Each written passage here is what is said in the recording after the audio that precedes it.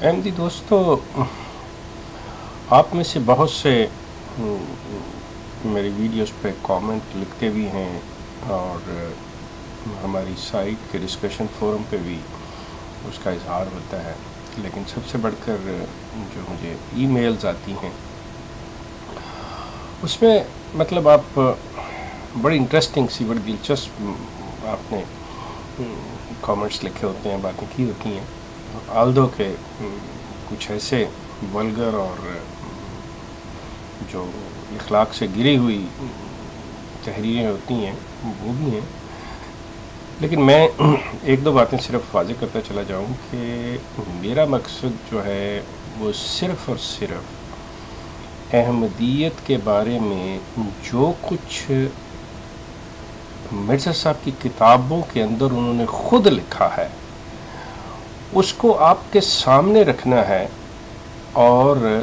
آپ سے یہ سوال کہ آیا یہ بات اسلام کے اندر یعنی قرآن اس کی تصدیق کرتا ہے یا یہ بات مرزا صاحب کی قرآن کے مخالف جا رہی ہے؟ یہ بات آیا اسلام میں آپ نے کہیں اور بھی پڑھی ہے، کہیں اور بھی سنی ہے؟ اس کے بارے میں اسلام کیا کہتا ہے اور مرزا صاحب کی تحریر کیا کہتی ہے؟ آپ موازنہ کریں، اس کا فیصلہ آپ کریں۔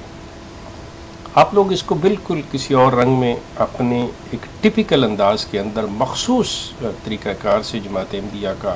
ایک مخصوص طریقہ ہے ہر بات کو سوچنے کا، ہر بات کو اس کے جواب دینے کا،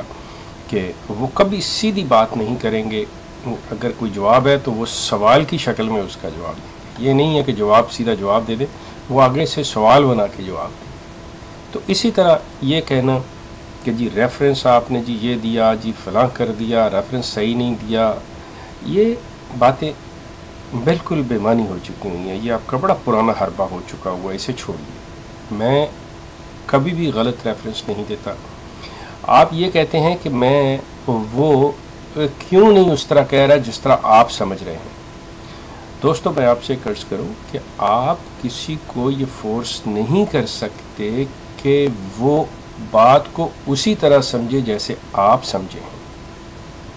اور آپ اپنے دو آدمیوں کو بات کر کے دیکھ لیں، یہی جو آپ نے اپنے گرد ایک آہنی دیوار کھڑی کی ہوئی ہے، آپ نے جو اپنے ارد گرد یہ جو ایک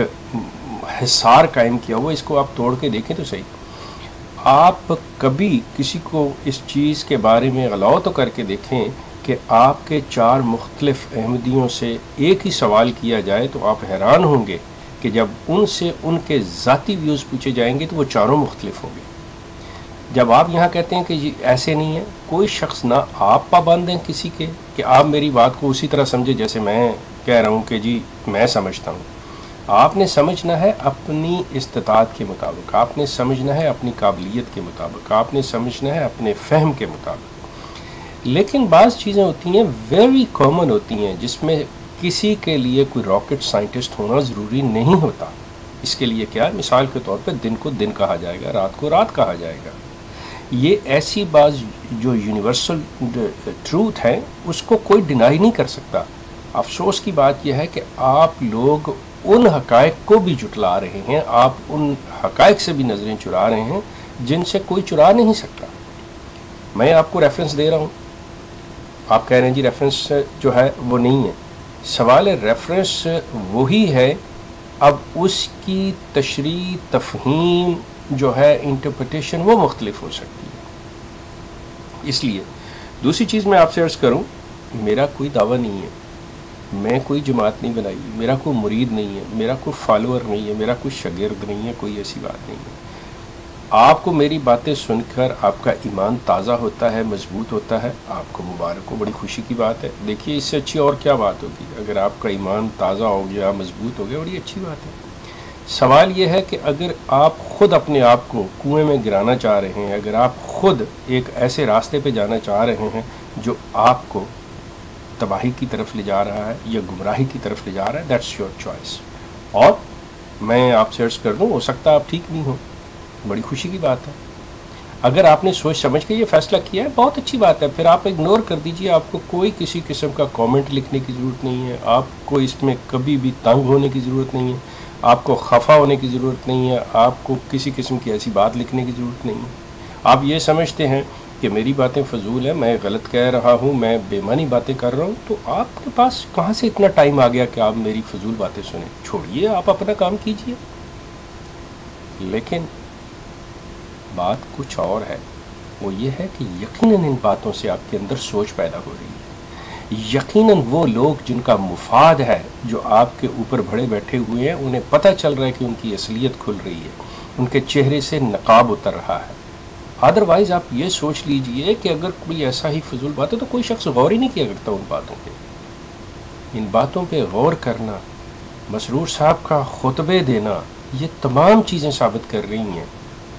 کہ باتیں وہ نہیں چاہتے کہ یہ ہوں، اور آپ بھی یہ سچائی نہیں جاننا چاہتے۔ آپ کو شرمندگی ہو رہی ہے کہ آپ غلط راستے پہ ہیں۔ آپ نے فیصلہ کرنا، یہ آپ کے۔ میں اب آپ کو ایک چھوٹی سی بات ہے کہ بات ہماری چل رہی تھی اس ضمن میں کہ مرزا صاحب جو تھے وہ سلطان القلم، آپ کہتے ہیں کہ سلطان القلم اس صفحے کے اوپر نہیں لکھا ہوا، مجھے آپ کی سادگی پہ اور آپ کی اس جو ہے، میں کیا کہوں اس کو، آپ مرزا صاحب کی کتابیں دیکھیے، آپ پوچھ کے دیکھیے، آپ اپنے وہ جو معلوماتی کتابچے ہیں وہ پڑھیے خدام الاحمدیہ کے، اس میں آپ دیکھیں کہ مرزا صاحب کا جو ہے یہ ٹائٹل ہے سلطان القلم، مرزا صاحب کو سلطان القلم کہا گیا ہے، یہ آپ وہاں پہ دیکھیں، ان کی کتابوں کے نیچے لکھا ہوا دیکھیں۔ اچھا، اب اس میں جب وہ فرما رہے ہیں، انہوں نے ایک سبجیکٹ کو ٹچ کیا ہے، نماز کو، تو سوال یہ پیدا ہوتا ہے کہ نماز ایک ایسا مطلب تقدس والی چیز ہے، ایک ایسا رکن ہے جس کے اندر، جس کو بیان کرنے کے لیے ایک اچھا رائٹر جو ہے وہ اس کی پاکیزگی ایک ایسے طریقے حسن سے بیان کرے کہ انسان جو ہے وہ مطلب اس سے واقعی آشکار ہو جائے۔ اب اس کی مثال ایک چھوٹی سے لے لیں کہ ایک بچہ ہے جس نے ایک چیز کو پہلے نہیں دیکھا، پہلے نہیں کھایا، پہلے نہیں چکھا، پہلے نہیں پہنا، یا پہلے اس کے ساتھ نہیں کھیلا، تو آپ بچے کو مثال دے کے سمجھاتے ہو کہ دیکھو یہ کھانا تم نے فلاں چیز مزے کی کھائی تھی، یہ اس جیسا ہے، لے لو۔ یہ تم نے فلاں چیز، وہ گیم ہم نے کھیلی تھی، یہ اس جیسی ہے، اس سے مزہ آئے گا، آپ انجوائے کرو گے۔ اب آپ اپنی نوجوان نسل کو ترغیب دینا چاہ رہے ہو کہ نماز کے اندر لذت آنی چاہیے، نماز آپ کو پڑھنی چاہیے، اس میں آپ کو لذت حاصل ہونی چاہیے۔ اب آپ مجھے یہ بتائیں کہ جب آپ کی نوجوان نسل کو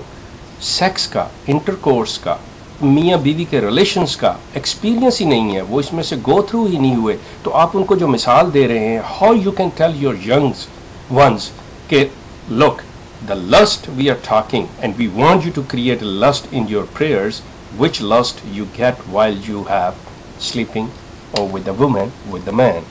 You have intercourse, or a man and woman having an intercourse. اب آپ مجھے بتائیں کہ how you are going to explain these things to your young ones. Mirza صاحب کو سلطان القلم ہوتے ہوئے چاہیے تھا کہ اس کو ایسی مثال دیتے، ایسے طریقے سے پیش کرتے کہ انہیں پتہ چلتا بچوں کو کہ ہاں۔ اب مثال کے طور پہ بچوں کو کہیں جی کہ آپ اپنی